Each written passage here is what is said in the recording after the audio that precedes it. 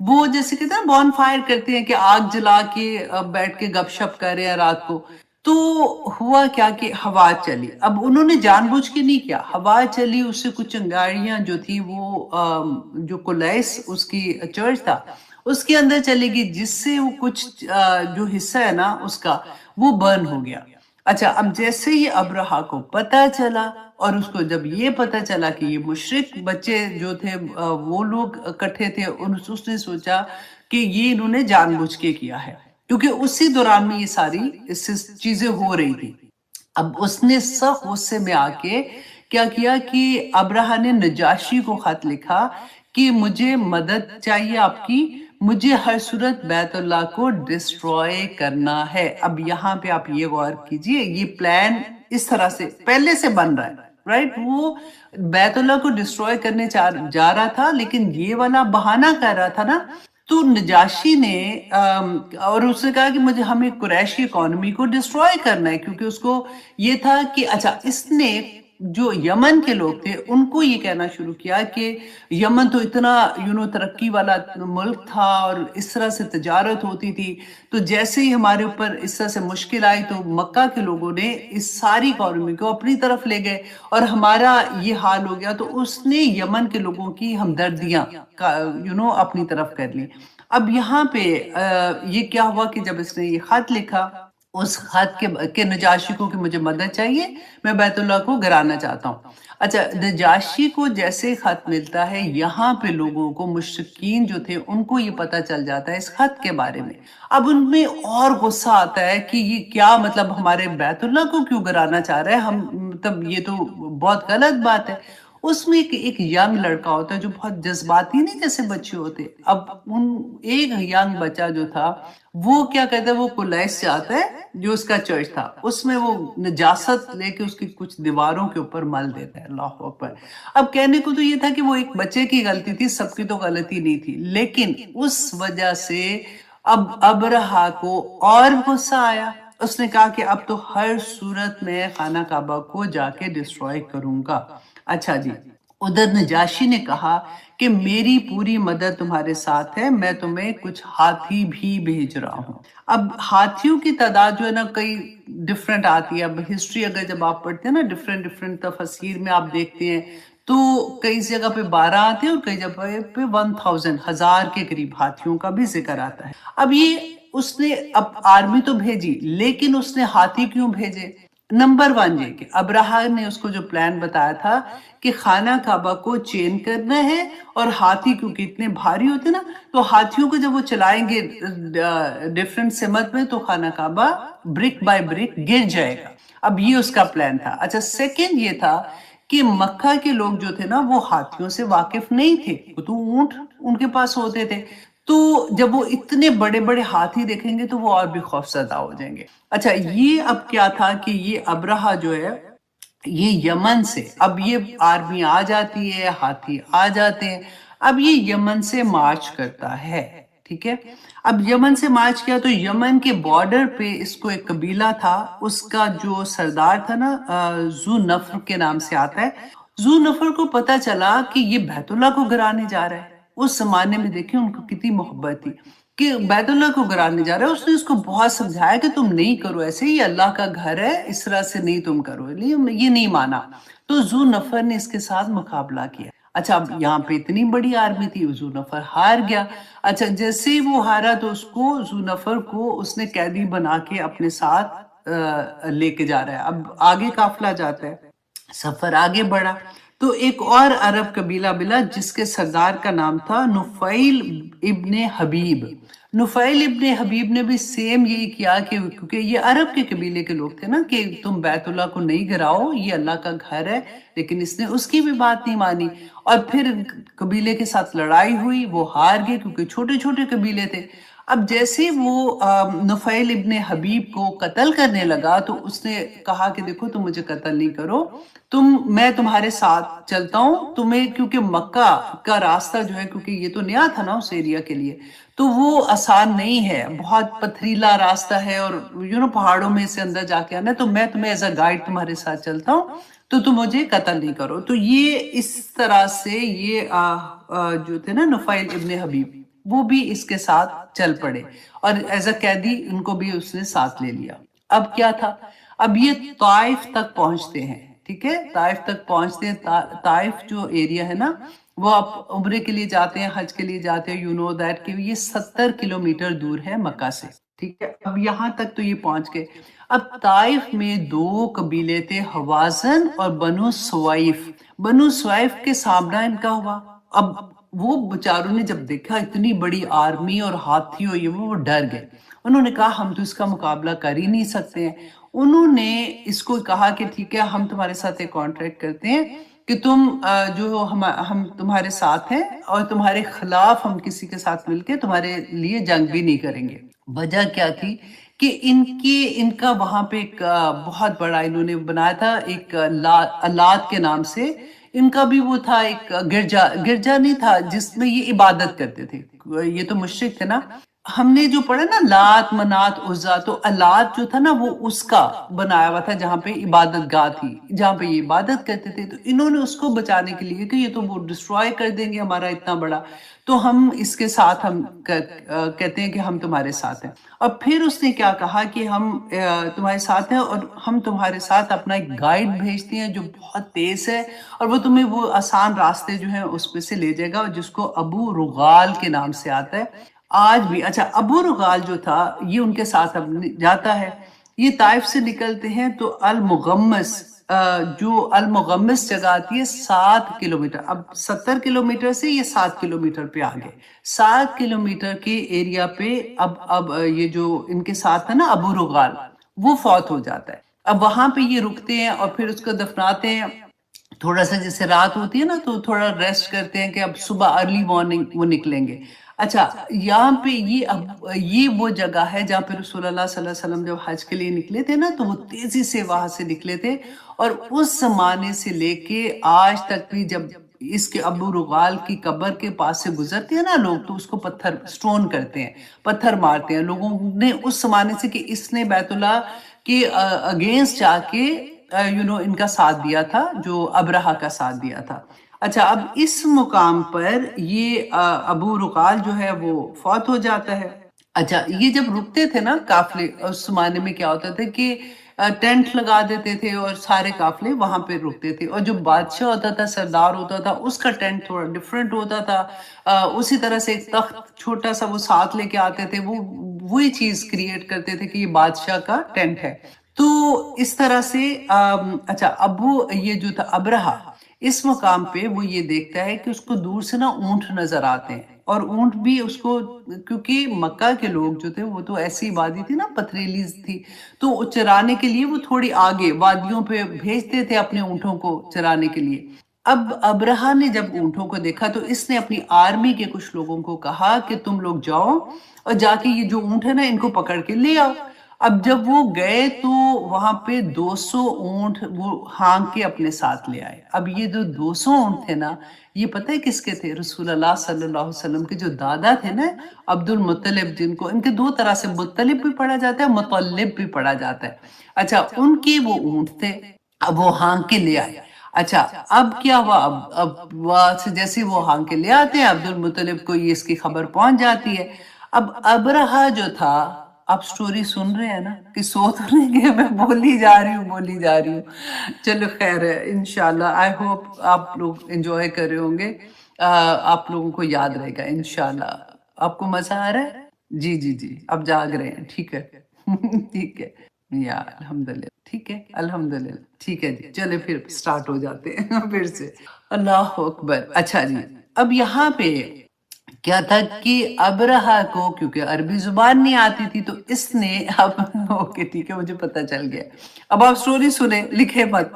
اچھا، ابرہہ کو کیونکہ عربی نہیں آتی تھی، اس نے اپنا ایک بندہ جو ہے جس کو عربی آتی تھی، اپنا نمائندہ مکہ بھیجا اور کہا کہ ان کو جا کے کہو کہ میری تمہارے ساتھ کوئی دشمنی نہیں ہے، ہم تمہارے ساتھ جنگ کرنے نہیں آئے، تم لوگ یہاں سے نکل جاؤ، پہاڑوں پہ نکل جاؤ، کچھ بھی کرو، لیکن ہم خانہ کعبہ کو گرانے آئے ہیں، ہم اپنا کام کر کے چلے جائیں گے، تمہیں ہم کچھ نہیں کہیں گے۔ اچھا، اب وہ جو گائیڈ ہے نا، سوری گائیڈ نہیں، نمائندہ آتا ہے، تو ابو مطلب جو تھے وہ تو سردار تھے، ان کو آ کے ملتا ہے، ان کو آ کے بتاتا ہے اس طرح سے۔ अब वो क्या कहते हैं, वो कहते हैं कि अच्छा उनको पता तो लग जाता है कि ये तो इतनी बड़ी आर्मी आई है, तो वो उसको ये कहते हैं कि देखो तुम उसको कह दो जाके कि हम तुम्हें कुछ नहीं कहने वाले, हम पहाड़ों पे चले जाएंगे, लेकिन तुम जो हमारे ऊंट तुमने मेरे 200 लिया ना, तुम मुझे वो वापस कर दो। अब जो नुमाइंदा था ना वो बड़ा हैरान हुआ कि ये तो अपने ऊँटों के पीछे लग गए, इन्होंने तो खाना काबा की कोई बात नहीं की। उसने कहा कि अच्छा तो आप मेरे साथ चलो, आप खुद ही जाके, क्योंकि पास ही तो है जगह, अब वहां पे जाके उनसे खुद ही बात कर लो। अब अबू मुत्तलिब जो थे ना वो उस गाइड के साथ, वो नुमाइंदे के साथ चले जाते हैं। अब वो जाके वहां पे देखते हैं हाथी इतने बड़े बड़े और आर्मी इतनी बड़ी उनकी। तो उसके अब्राहा के टेंट में लेके जाते हैं, तो अब्राहा जो है ना उनकी शख्सियत जो थी अबू मुत्तलिब की, उससे इतना इम्प्रेस हुआ वो अपनी जगह से, अब वरना सरदार ऐसे नहीं वो करते थे, जो सुपर पावर वाले होते थे वो तो किसी को लिफ्ट ही नहीं कराते थे। वो अपनी जगह से उठा और बल्कि जहाँ पे इनको बिठाया अबू मुत्तलिब को, वहां पे उनके साथ बैठा और उनसे बात करना शुरू की। जैसे ही उसने उनसे बात करना शुरू की तो अबू मुतलिब ने बड़े आराम से कहा कि ठीक है जी, हम तो आपका मुकाबला नहीं कर सकते, मैं आपसे ये, उन्होंने कहा अच्छा फिर तुम क्या चाहते हो? तो उन्होंने कहा कि मैं ये चाहता हूँ कि आप हमारे ऊंट मेरे जो है 200 वो मुझे वापस कर दें। अब्राहा का तो मुंह खुले का खुला रह गया कि ये क्या मतलब, मैं तो इतना इम्प्रेस हो रहा था इनसे, इनकी शख्सियत से, तो ये तो अपने इसको अल्लाह के घर की कोई परवाह ही नहीं, मतलब ये तो अपने ऊंट मांग रहा है। क्योंकि पीछे देखे छोटे छोटे कबीले कैसे लड़े और मरे और किस तरह से कैदियों के साथ आ रहे हैं।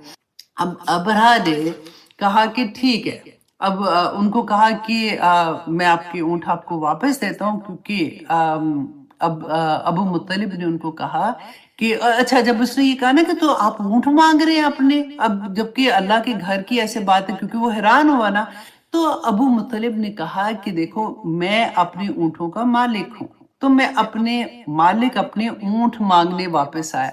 उस घर का मालिक, वो असल में उसको इनडायरेक्टली वो मैसेज दे रहे थे, उस घर का मालिक तो वो अल्लाह है, वो अपना घर बचाएगा, मुझे इसलिए मैं अपनी चीज लेने आया हूँ, क्योंकि वो मेरे मतलब मैं उनका मालिक हूँ। अब्राहा ने कहा ठीक है, उनको ऊंट वापस दिए। अब अबू मुत्तलिब जब वापस आते हैं तो लोग भागे उनके पास आए कि क्या मामला हुआ था, तो उन्होंने कहा कि तुम लोग अपना अपना सामान, जो बेसिक सामान है लो, अपनी फैमिली लो, सारे पहाड़ों के ऊपर चले जाओ, क्योंकि बहुत ह्यूज आर्मी है जो तुम्हारी तरफ आने वाली है।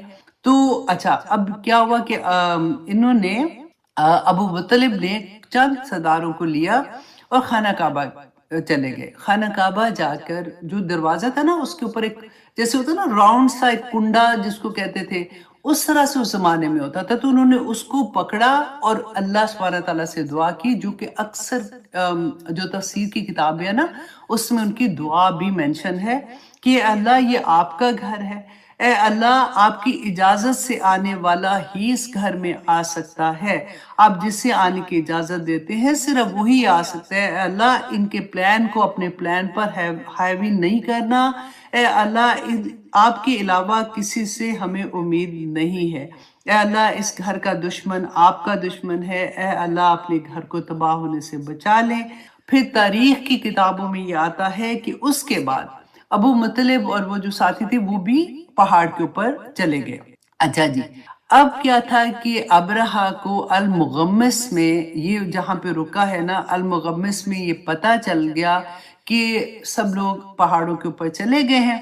अब उसको लगा ये तो बहुत आसान है, अब तो आराम से जाऊंगा और मैं जो जिस मकसद के लिए आया हूँ उसको वो पूरा कर दूंगा, सुबह सुबह हम लोग निकलेंगे। अब क्या हुआ कि नुफैल बिन इब्ने हबीब जो थे ना, उन्होंने क्या किया कि वो निकले वो, क्योंकि हाथी उधर ही थे, तो उनका जो हाथी साथ आए थे ना, उनका भी एक सरदार हाथी अब्राहा के साथ आया था, जिसका नाम महमूद आता है, क्योंकि उस जमाने में भी ना इन्होंने नाम रखे होते थे, फिर इसी तरह से वो उनकी पूरी नस्लों के नाम याद करते थे कि महमूद का बाप कौन था तो महमूद के बच्चे कौन थे, तो इस तरह से नस्लों के इनके नाम याद होते थे इन लोगों को। अच्छा, इससे महमूद जो था वो हाथियों का सरदार था। तो जो नुफैल बिन इब्ने हबीब जो थे ना, नुफैल इब्ने हबीब, सॉरी मैं तेजी से बोलती हूँ तो वो इब्न काट रही थी। अच्छा, उसने क्या किया कि जो महमूद था उसके कान में जाके विस्पर किया کہ محمود بیٹھ جاؤ یا یہیں سے واپس لوٹ جاؤ جہاں سے تم آئے ہو، کیونکہ تم اللہ کے محترم شہر میں داخل ہونے والے ہو۔ اب نوائفل جو تھا نا وہ اس مقام سے بھاگنے میں کامیاب ہو گیا، اور ابرار نے اتنی پرواہ نہیں کی کیونکہ اس کو اب پتا تھا کہ اب تو ہم پہنچ گئے ہیں، میں اپنا جس مقصد کے لیے آیا ہوں اس میں کامیاب ہو جاؤں گا۔ تو یہ پھر وہاں پہ مکہ پہنچا تو یہ بھی پہاڑ کے اوپر اور لوگوں کے پاس چلا گیا۔ اچھا جی، اب پہاڑ پر چلے گئے جہاں پہ قریش کے لوگوں نے پناہ لی تھی۔ اب یہاں پہ آپ دیکھیے وادی محصر، محصر ہا اور سواد کے ساتھ ہے، میم ہا سواد را، وادی محصر میں تک یہ فوج پہنچی۔ یہ وہی جگہ ہے جہاں پر رسول اللہ صلی اللہ علیہ وسلم حج کے سفر کے دوران تیزی سے گزرتے تھے، کیونکہ یہاں اس مقام پر اللہ سبحانہ تعالیٰ نے جو سزا کا آغاز ہوا تھا وہ اسی مقام سے ہوا تھا۔ اچھا، اب یہاں پہ آپ دیکھیے کہ ہاتھی جو تھے نا انہوں نے آگے جانے سے انکار کر دیا وادی محصر میں، کہتی ہے محمود بیٹھا، باقی سارے ہاتھی، کیونکہ وہ سردار تھا، وہ باقی سارے ہاتھی بھی بیٹھ گئے۔ اب لوگوں نے بڑی کوشش کی، آرمی اس کی تھے، ابراہا نے کہا کہ ان کو چین کرو اور ان کو اٹھاؤ زبردستی۔ اچھا، جب وہ اٹھاتے تھے سارے ہاتھی ساتھ اٹھ جاتے تھے، اور جیسے ان کا منہ یمن کی طرف کرتے تھے تو وہ چلنا شروع ہو جاتے تھے، جیسے مکہ کی طرف کرتے تھے پھر وہاں نیل ڈاؤن ہو جاتے تھے، بیٹھ جاتے تھے۔ اب ان فوج کو سمجھ نہیں آ رہی تھی کیا کرے۔ اب کہتے کچھ دیر کے بعد انہوں نے دیکھا کہ محمود اٹھا، اس نے اپنا منہ یمن کی طرف کیا اور بھاگنا شروع کیا، اور جیسے محمود بڑا ہاتھی جو ان کا سردار تھا وہ بھاگا، پیچھے سارے ہاتھی بھاگنے شروع ہو گئے اور وہ یمن کی طرف بھاگ رہے ہیں۔ اب ابرہا کو یہ تھا کہ کوئی بات نہیں، اس کی بھی پرواہ نہیں تھی، کیونکہ اس کو تو سمجھ آ گئی تھی کہ یہ پہاڑ پہ چلے گئے، ہم نے جانا ہے اور جا کے ہم نے جو کعبہ ہے اس کو گرا دینا ہے۔ اچھا جی، اب یہاں پہ آگے جب سٹوری شروع ہوتی ہے تو ہسٹورین لکھتے ہیں کہ اس وقت محمود نے یمن کی طرف رخ کر لیا، دوڑنا شروع کیا اور سارے ہاتھی وہاں سے چلے گئے۔ ٹھیک ہے، اب کیا تھا کہ اسی وقت کہ ابرہا کی فوج نے دیکھا کہ ایک بادل، بلیک کلر کا بادل ان کو نظر آیا کہ بادل تیزی سے ان کی طرف آ رہا ہے۔ وہ بادل اصل میں چھوٹے چھوٹے پرندوں کے جھنڈ تھے۔ ہم پڑھتے ہیں نا قیامت کے دن، یہ تو عذاب کے لیے آ رہے تھے نا، کہ قیامت کے دن جو مومن ہیں، جو قرآن پڑھنے والے ہیں، اللہ کے احکامات ماننے والے ہیں، تو قیامت کے دن جھنڈ، سورۃ البقرہ کے لیے آتا ہے نا، تو وہ پرندوں کے جھنڈ کی طرح ان پہ سایہ کریں گے تاکہ ان کو گرمی نہیں لگے، سورج کیونکہ اتنا نزدیک ہوگا۔ اسی طرح سے انہوں نے دیکھا کہ پرندوں کے جھنڈ آ رہے ہیں ان کی طرف، اور یہ آتے آتے انہوں نے فوراً، ان کو ملینز اور ملینز برڈز تھے، اور ان کی پوری آرمی کو انہوں نے جیسے وہ کر دیا، ان کے ارد گرد آ گئے۔ ابن عباس کہتے ہیں کہ یہ ایسے پرندے تھے جو انہوں نے پہلے نہیں دیکھے تھے، کیونکہ یہ تو پہاڑوں کے اوپر تھے نا، تو یہ دیکھ رہے تھے کہ پہلے نہیں دیکھے تھے۔ کہتے ہیں کہ یہ شکاری والے جیسے ہوتے نا اس طرح کے، اور پھر ان کے چہرے جو تھے وہ گھوڑے کی شکل کے تھے۔ تو کہتے ہیں کہ یہ پرندے جو تھے نا، یہ ان کی تین پتھر تھے، ایک چونچ میں تھا، ایک پنجے میں، ایک پنجے میں تھا، اور یہ پتھر جو تھے یہ دال کے دانے سے بھی چھوٹے تھے، اور سجیل کا لفظ آتا ہے نا، تو یہ دوزخ کے بیسیکلی جیسے کہتے ہیں نا گندک کا ہوتا ہے کہ وہ پھٹ جاتی ایک دم سے آگ لگا دیتے، اس طرح یہ دوزخ کے سجیل کے وہ پتھر تھے جو ان کے چونچوں میں تھے اور پنجوں میں تھے۔ اچھا، انہوں نے کیا کیا کہ اللہ کے حکم سے ان پرندوں نے ان پتھروں کو ابرہا کی جو فوج تھی نا اس پہ انہوں نے حملہ کر دیا، اور کہتے پیدل پہ، مطلب ایک جھنڈ آتا تھا پھینکتا تھا، پھر دوسرا جھنڈ آتا تھا، پھر ایک پھینکتا تھا، پھر دوسرا آ جاتا تھا، مطلب پورے پرندے اسی طرح سے اڑتے جاتے تھے اور ان کے اوپر وہ پتھر جو تھے وہ پھینکتے تھے، اور جیسے ہی پتھر پھینکتے تھے وہ پتھر جہاں پہ لگتا تھا دوسری طرح سے نکل جاتا تھا۔ اب تو ہم آسانی سے سمجھ سکتے ہیں نا، جیسے بلٹ گولی کوئی مارتا ہے تو آر پار ہو جاتی ہے، اس طرح سے تھا۔ اور کہتے ہیں کہ ابن عباس رضی اللہ عنہ بیان کرتے ہیں کہ جس کو یہ پتھر لگتا اس جگہ پر وہ سکریچ کرتا، جیسے سکریچ کرتے ہیں نا، تو وہاں سے اس کی سکن شیڈ ہونی شروع ہو جاتی تھی، اور جہاں سے سکن شیڈ ہونی شروع ہو جاتی تھی وہاں سے گوشت اندر کا گرنا شروع ہو جاتا تھا، خون بہنا شروع ہو جاتا تھا، اور وہ انسان وہیں مر جاتا تھا۔ اب 60,000 کی آرمی، اب دیکھیں کعبہ کی کہتے ہیں گلیوں میں خون گوشت ان کا بکھرا ہوا تھا اور ہڈیاں تک بکھری ہوئی تھی۔ ابرہہ کے جسم پر بھی گوشت شیڈ ہو رہا تھا، اس کے عذاب بھی کٹ رہے تھے۔ اللہ کی شان یہاں پہ دیکھیں کہ اللہ کی شان یہ کہ ابرہہ مرا نہیں، وہ اسی تکلیف میں اللہ سبحانہ تعالیٰ کا جو پلان تھا نا اس کے مطابق وہ واپس یمن کی طرف بھاگا، ساتھ اس کے کچھ فوجی تھے۔ وہاں پہ جا کے اس نے ابرہہ نے اپنے جو ساتھیوں کے ساتھ گیا تھا یمن پہنچا، اور اس نے وہاں پہ جا کے ان لوگوں کو وہ ساری سٹوری جو یہاں پہ ہوئی تھی اپنی زبان سے سنائی ہے۔ انتہائی عبرتناک حالت میں پہنچا۔ ابرہہ کی زبان سے یہ سارا واقعہ یمن والوں نے سنا، اس کی حالت کا یہ اندازہ لگایا کہ اس کا یہ حال تھا کہ کہتے ہیں کہ جب یہ قصہ سنا رہا تھا، ہسٹری میں لکھا ہوا ہے کہ جب یہ قصہ سنا رہا تھا خوف کے مارے اس کی چیسٹ جو ہے نا وہ کھل گئی، کیونکہ شیڈ ہو گیا تھا سارا، جو ہے اس کا خون نکل رہا تھا، اس کا گوشت گر گیا تھا، تو اس کی چیسٹ ایون نظر آ رہی تھی، کھل گیا۔ لوگوں نے اس کے اندر دھڑکتا ہوا دل دیکھا، اور اسی کیفیت میں اس کا دل خوف کے مارے پھٹ گیا جو لوگوں نے اپنی آنکھوں سے دیکھا، اور اسی وقت ابرہہ کا انتقال ہو گیا۔ وہ ابرہہ جس نے یہ کہا تھا کہ اللہ سبحانہ تعالیٰ کے گھر کو برک بائی برک تباہ کروں گا، اللہ سبحانہ تعالیٰ نے اس کو مسل بائی مسل تباہ کر۔ اللہ اکبر، یہ سٹوری ساری کی ساری اب جب بھی نماز میں یہ سورہ پڑھیں گے آپ کو یہ پوری سٹوری اسی طرح سے یاد آئے گی۔ اب دیکھیں قریش مکہ جو تھے وہ تو شرک کرتے تھے، اب ذہن میں یہ آتا ہے کہ ابرہہ تو کرسچن تھا، کرسچن تو پھر کوئی نبی کو مان رہے تھے نا اس زمانے میں، ابھی تو رسول اللہ صلی اللہ علیہ وسلم تو نبی نہیں بنے تھے، تو وہ تو کسی نہ کسی نبی کو مان رہے تھے، کسی نہ کسی بک کو فالو کر رہے تھے۔ یہاں پہ تو مشرک تھے، تو اللہ سبحانہ تعالیٰ نے مشرک کو بچا لیا اور ابرہہ جو کرسچن تھے ان کو تباہ کر دیا۔ تو ہسٹورین لکھتے ہیں کہ وجہ یہ تھی کہ ابرہہ میں تکبر تھا، ابرہہ میں تکبر کی وجہ سے کہ اس نے یہ جب کہا کہ میں اللہ کے گھر کو برک بائی برک تباہ کر دوں گا، تو اللہ نے اس کے تکبر کی وجہ سے ان کو تباہ کر دیا۔ اب ہمیں دیکھیں اس میں سبق کیا ملتا ہے، اتنے بڑے بڑے سبق ملتے ہیں کہ کتنے دروازے بند ہو جائیں، کتنی مشکلیں آ جائیں، اللہ کی رحمت سے کبھی نا امید نہیں ہو۔ اللہ سبحانہ تعالیٰ نے ابرہہ کی گرینڈ آرمی کو مکہ کی چھوٹی سی جگہ جن کے پاس نہ آرمی تھی نہ ہتھیار تھے نہ کچھ بھی نہیں تھا، اللہ سبحانہ تعالیٰ نے کس طرح سے ان کی مدد کی اور کس طرح سے بچا لیا تھا۔ انسان کو اپنے خالق کے دین سے ٹکرانے کی کبھی جرت نہیں ہونی چاہیے۔ دیکھیں اللہ سبحانہ تعالیٰ فرماتے ہیں نا میرے ولی سے دشمنی مت کرنا، اللہ سبحانہ تعالیٰ اس کا بدلہ لینے خود آ جاتے ہیں۔ اللہ سبحانہ تعالیٰ نے فرمایا کہ کسی کی ٹو میں مت لگنا، اللہ سبحانہ تعالیٰ تمہیں اپنے گھر میں رسوا کر دیں گے۔ اللہ سبحانہ تعالیٰ نے کہا کسی بندے کو بی لٹل نہ کرنا، کسی بندے کو شرمندہ نہ کرنا، کسی کا مذاق نہ اڑانا، تمہیں اللہ سبحانہ تعالیٰ ویل میں پھینکیں گے۔ یہ سب چیزیں حق ہیں، ہمیں سمجھ جب آتی ہے تو پتہ چلتا ہے کہ وہ اللہ سبحانہ تعالیٰ ایسے اپنے بندوں کو نہیں چھوڑتے ہیں۔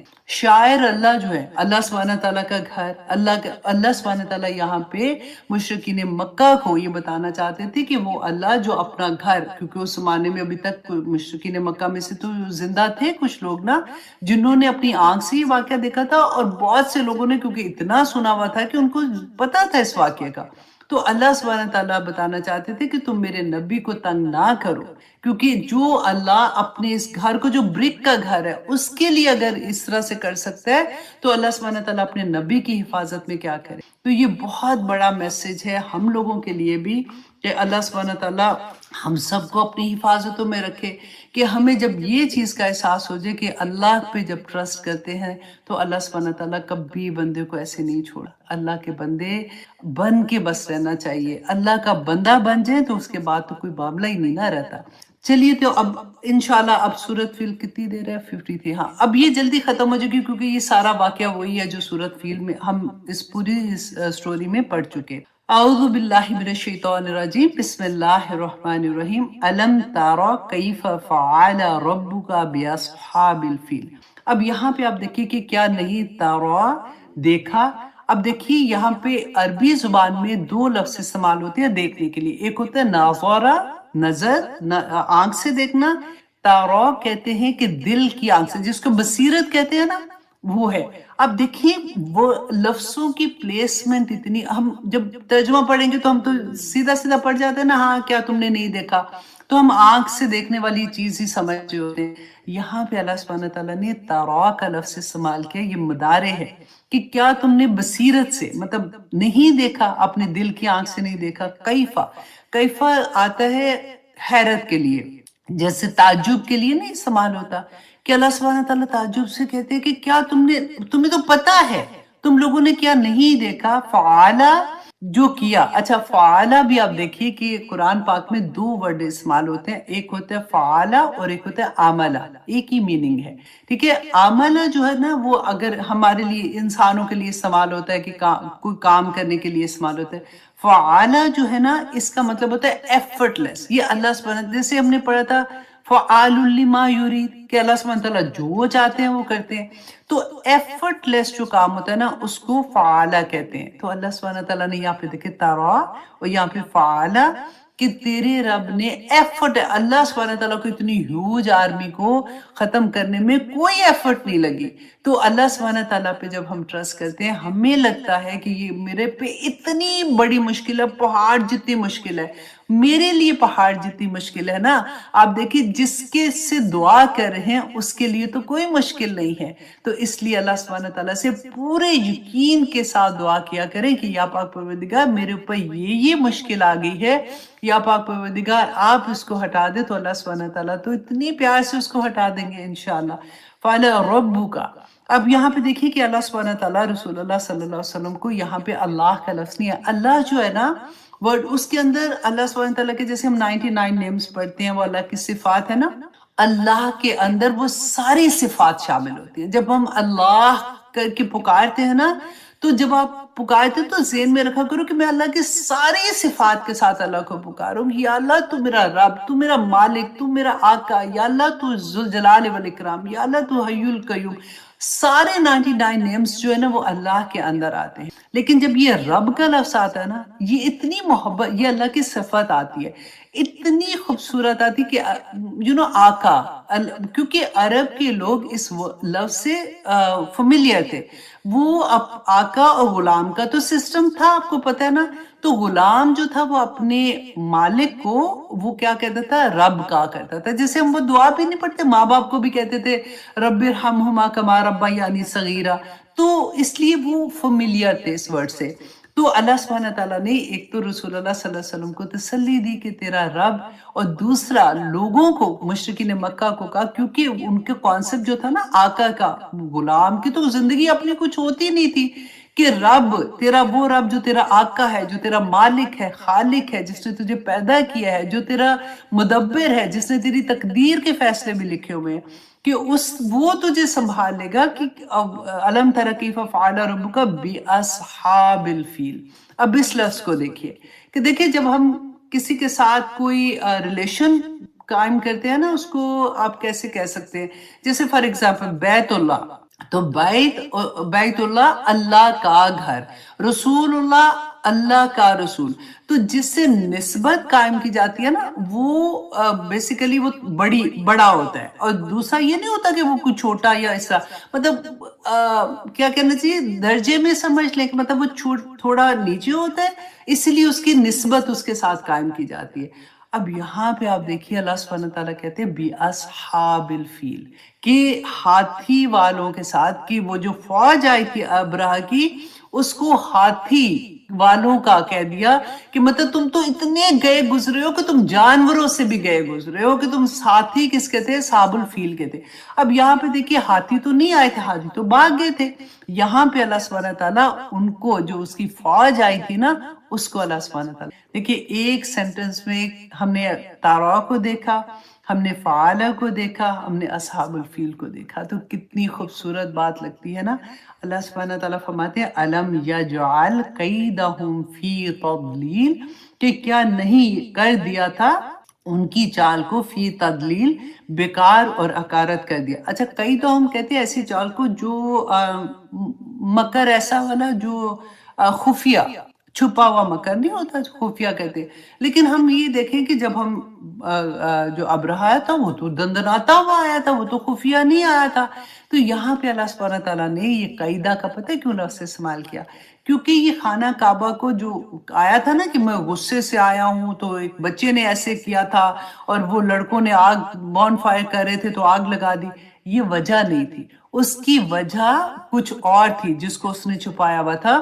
وہ خانہ کعبہ کو اس لیے گرانا چاہتا تھا تاکہ وہ اکانومی اپنے پیسے کی خاطر، اپنی دنیا کی خاطر کہ ہم کیسے میں یمن کو اس طرح سے کر دوں جیسے وہ پہلے تھا، اور یہاں سے اکانومی ان کی خراب ہوگی، لوگ نہیں آئیں گے بیت اللہ میں، تو ڈیفینیٹلی لوگ پھر یمن کے رخ کریں گے۔ تو اس وجہ سے یہاں پہ قیدا کا لفظ آیا ہے۔ تو اللہ سبحانہ تعالیٰ فرماتے ہیں وَأَرْسَلَ عَلَيْهِمْ طَيْرًا أَبَابِيلَ، اور ارسلہ اور اس نے بھیجے علیہم اوپر سے، الا ہوتا ہے نا اوپر سے، ان کے اوپر سے طیرن پرندے، ابابیل جھنڈ کے جھنڈ۔ اچھا ابابیل آتا ہے ایک خاص سپیشی کے لیے بھی آتا ہے، ابابیل اس کو کہتے ہیں، اور کہتے ہیں یہ والی سپیشی جو ہے نا یہ کمال کی پرندے ہوتے ہیں، چھوٹے چھوٹے پرندے ہوتے ہیں، لیکن یہ 10 مہینے مسلسل اڑتے ہیں۔ یہ مطلب 10 مہینوں میں یہ بریک بھی نہیں لیتے ہیں۔ آپ نے دیکھا ہے کبھی کبھی ہم ڈاکومنٹری میں دیکھتے ہیں کہ پرندے اڑے ہوتے ہیں تو مطلب وہ ذہن میں آتا ہے نا پھر کھانا کیسے کھاتے ہوں گے، یہ کیا کرتے ہوں گے، تو وہ چلتے چلتے ایک دم سے پانی سمندر کے اوپر سے گزرتے ہیں تو ایسے اٹھا لیتے ہیں مچھلی کو اور کھا لیتے ہیں، یا جو بھی ان کی خوراک ہوتی ہے۔ تو یہ 10 مہینے تک اڑتے رہتے ہیں، اور ان کی زندگی ابابیل جو ہے نا 20 سال ان کی زندگی ہوتی ہے۔ تو اللہ سبحانہ تعالیٰ نے اس پرندہ ابابیل کا یہاں پہ ذکر کیا، ترمیہم بحجارت من سجیل، کہ انہوں ترمی ہوتے جو رمی کرنا، جیسے ہم حج پہ جاتے ہیں تو پتہ دور سے نشانے پہ پورا دھڑ سے نشانے پہ جو لگتا ہے نا اس کو کہتے ہیں رمی کرنا۔ تو اللہ سبحانہ تعالیٰ فرماتے ہیں وہ پھینکتے تھے نشانے پر ان کے پتھر، بحجارت من سجیل، سجیل کہتے ہیں یہ دوزخ سے جو وہ پتھر آئے تھے سجیل کی وجہ سے، اس کا جیسے میں نے آپ کو بتایا نا دانے کی طرح باریک تھے، اور جس پہ لگتے تھے مطلب وہ پھٹ جاتا تھا اور کس طرح سے اسکریچ کرتے تھے، وہ ساری چیزیں ان کے جسم سے وہ بلڈ نکلنا شروع ہو جاتا تھا، فلیش پورا، اور پھر پورا ان کا گوشت، اور وہ اس طرح سے مر جاتے۔ اللہ اکبر، فجعلہم کعصف مأکول، تو اللہ سبحانہ تعالیٰ فرماتے ہیں تو اس نے کر دیا، مطلب اللہ سبحانہ تعالیٰ نے کر دیا کہ ان پتھروں کی وجہ سے جو پتھر گرے تھے کر دیا کعصف مأکول، اور بھوسے کی طرح کھائے ہوئے۔ جیسے گائے کو آپ دیکھو نا منہ کرتے جو گالی اس کو کہتے ہیں، منہ میں جو بھی اس نے چارہ کھانا ہوتا کرتی رہتی، اور بالکل بیکار جب ہو جاتا ہے تو اس کو وہ پھینکتے، کہ اس کی مانند اللہ سبحانہ تعالیٰ نے اس پوری آرمی کو کر دی۔ تو یہ جناب یہاں تک ہم اپنی الحمدللہ دیکھیں پورے ٹائم تک آج ہو گئی ہے۔ مجھے یہ تھا کہ اتنی لمبی ہسٹری ہے، اور میں نے اتنی مشکل سے اس کو لکھا، یاد کیا ایک ایک پوائنٹ کو، تاکہ آپ لوگوں تک، کیونکہ پتہ ہے ایک دفعہ ہم سن لیتے ہیں نا تو ہمیشہ ہمارے ذہن میں رہتا ہے کہ یہ ابرہہ کون تھا، اس نے کیوں حملہ کیا تھا، what was the reason، اس وقت پوری دنیا میں مکہ کی کیا حال تھا، یمن کیسا تھا اس وقت، جو کرسچن کنٹریز تھے جو وہ اس وقت کیسے تھے، کس طرح سے یہ ساری چیزیں ہو رہی تھی۔ اور انشاءاللہ اگلی سورہ قریش میں ایک اور ہسٹری آپ کو سناؤں گی، انشاءاللہ آپ کو بہت اچھا لگے گا۔ اللہ سبحانہ تعالیٰ سے دعا کرتی ہوں کہ یا پاک پروردگار 30 پارہ جیسے ہمارا ختم ہو تو ہماری پوری ہسٹری کی کلاس بھی ساتھ ساتھ انشاءاللہ ہو جائے۔ یہ میرا انٹرسٹ بھی بہت زیادہ ہے ہسٹری میں، لیکن ہمیں جو اتنے پیارے سبق ملتے ہیں نا کہ اللہ سبحانہ تعالیٰ کس طرح سے اپنے شاعر اللہ، جس کو کہتے ہیں نا کہ جن کو دیکھ کے اللہ یاد آ جائے، اللہ کے ولی، اللہ اپنے لوگوں کو کبھی خالی نہیں چھوڑتا، کبھی اکیلا نہیں چھوڑتا۔ اللہ سبحانہ تعالیٰ سے دیکھیں جب بھی مانگتے ہیں نا تو دھیان کے ساتھ مانگیں، کیونکہ ایک ہوتا ہے کہ ہم زبان سے پڑھتے رہتے ہیں استغفر اللہ استغفر اللہ استغفر اللہ استغفر اللہ کرتے، ایک ہوتا ہے دھیان لگانا۔ ध्यान भी अब कैसे करें, क्योंकि देखिए हमने अल्लाह को तो देखा नहीं है, हमने बस ये पढ़ा अल्लाह नूर समावाति वल अर्द, अल्लाह नूर है। और फिर हजरत अली की वो बात आती कि जब हम नमाज पढ़ो, जब तुम नमाज पढ़ो तो ऐसे पढ़ो कि तुम अल्लाह को देख रहे हो, और अगर ये नहीं हालत होती तो कम से कम ये तो अब तुम्हें पता ही है कि तुम अल्लाह सुब्हानहू व तआला तो तुम्हें देख ही रहे। तो हमें समझ नहीं आती कि हम अल्लाह सुब्हानहू व तआला को कैसे देखें, हम विजुअल नहीं कर पाते हैं ना। तो आप कोशिश किया करें, अपने आप को इस तरह से रखें कि जैसे आप खाना काबा में हैं, जैसे आप हतीम के एरिया में हैं, जैसे आप खाना काबा के अंदर हैं और वहां पे अल्लाह सुब्हानहू व तआला से दुआ कर रहे हैं, अल्लाह सुब्हानहू व तआला आपकी दुआ सुन रहे हैं। या फिर जस्ट इमेजिन के क़यामत का दिन है, अल्लाह सुब्हानहू व तआला का अर्श है, वहां पे अर्श का तो हम इमेजिन करते हैं ना, और वहां पे आप अल्लाह से खड़े हुए दुआ करें और आगे अल्लाह सुब्हानहू व तआला का अर्श है और अल्लाह सुब्हानहू व तआला आपकी दुआ सुन रहे हैं। तो वो एक कनेक्शन बनना शुरू हो जाता है, क्योंकि इमेजिन करना पड़ेगा, ऐसे नहीं कि ठीक है जी मुझे हो जाता है, नहीं होता। इवन नमाज के लिए ना, जैसे आपने खड़े होना होता है तो पहले 1 मिनट के लिए जस्ट स्टैंड स्टिल, इमेजिन कि मैं अल्लाह सुब्हानहू व तआला इज वाचिंग मी, ये एक दफा बस ज़हन में आ जाएगा ना, फिर अल्लाह अकबर कह के नमाज शुरू करना, तो फिर आप काफी देर तक आप उस हालत में रहते हैं कि आप अल्लाह सुब्हानहू व तआला आपको देख रहे हैं। और अगर वो नहीं गायब हो जाती, क्योंकि ख्यालात आते हैं ना डिफरेंट, तो फिर फौरन ये वाला जहन में रखा करें कि अल्लाह सुब्हानहू व तआला तो मुझे देख रहे हैं। तो जब कनेक्शन बन जाता है ना, वो कहते हैं ना कि एक लम्हे का कनेक्शन होता है और कबूलियत हो जाती है, अल्लाह सुब्हानहू व तआला कुन कह देते हैं। तो इंशाल्लाह अल्लाह सुब्हानहू व तआला ने अपनी इतनी इतनी चीज सिफात अपनी बताई कि देखो किस तरह से अल्लाह सुब्हानहू व तआला के जो नहीं मानते अल्लाह सुब्हानहू व तआला के सामने आ जाते हैं। अल्लाह देखिए, हम कुरान में अल्लाह सुब्हानहू व तआला के अहकामात पढ़ते हैं, मुसलमानों को अल्लाह सुब्हानहू व तआला ने क्या क्या अहकामात दिए हैं कि किस तरह से तुम लोगों ने करना है। हमें मुश्किल लगता है, हमें पता नहीं क्यों मुश्किल इतने लगते हैं कि अल्लाह सुब्हानहू व तआला ने क्या कहा कि जब तुम घर से निकलो किस हालत में निकलो। जब तुम देखिए, आजकल शादियों का सीजन है, अब कितनी कोशिश करते हैं, मैं हमेशा ये कहती हूँ कि मेहंदियों पे चलो नहीं जाना, ठीक है नहीं जाते हैं मेहंदियों पे नहीं जा, अब क्या करें, शादी पे जा रहे हैं, उधर भी वही चक्कर शुरू हो जाता है। जैसे ही दुल्हन एंटर होती है, फिर थोड़ी देर के बाद जी अब दुल्हन जो है वो और दूल्हा डांस करेंगे, अब वो म्यूजिक ऑन हो जाता है, फिर दूल्हा दुल्हन डांस करते हैं, फिर दुल्हन की माँ भी आ जाती है, बाप भी आ जाता है, दूल्हे के माँ बाप भी आ जाते हैं, फिर वो फ्लोर में डांस करते हैं। उसके बाद फिर खाना नहीं देते जब तक वो सारी एक्टिविटी आप नहीं देखो। अल्लाह अकबर। तो क्या हम मुसलमानों ने अपना हाल कर लिया है, और फिर इतनी तावीलें, इतनी चीजें कि नहीं इसमें क्या है तो उसमें क्या है। क्योंकि मैं कहती हूँ जिनकी जिंदगियों में कुरान खुल जाता है उनको समझ आ जाती है, लेकिन दर्द ये है कि या पाक परवरदिगार वो भी हमारे लव वंस हैं, हमारी खानदान के लोग हैं, हमारी फैमिली है, हमारे अल्लाह सुब्हानहू व तआला सबको अपनी हिफाजतों में रखना। इसलिए मैं आपको कहती हूँ कि एक बात भी पता चलती है बता दो, फैला दो उस बात को। अल्लाह रसूल अल्लाह ने कहा था ना कि एक आया भी समझ आती है तो दूसरे तक पहुंचा दो। तो अपना फर्ज पूरा कर दे, अल्लाह सुब्हानहू व तआला कबूल कर ले। और हमें देखें, रसूल अल्लाह को अल्लाह ने कहा ना कि आपका काम नहीं है, आप हिदायत नहीं दे सकते, आपका काम सिर्फ मेरी बात पहुंचा देना है। तो इसलिए आपको गुस्सा नहीं आना, आपने ये नहीं कि मैं कितनी दफा कहा है फिर भी नहीं सुनती, तो ये जज भी नहीं करना, ठीक है। आपको अल्लाह का शुक्र है मौका मिलता है ऐसी बात कहने का, तो क़यामत के दिन कह देंगे यार पाक परवरदिगार आपने जिस मकसद के लिए भेजा था मैं अपना मकसद पूरा कर रही हूँ।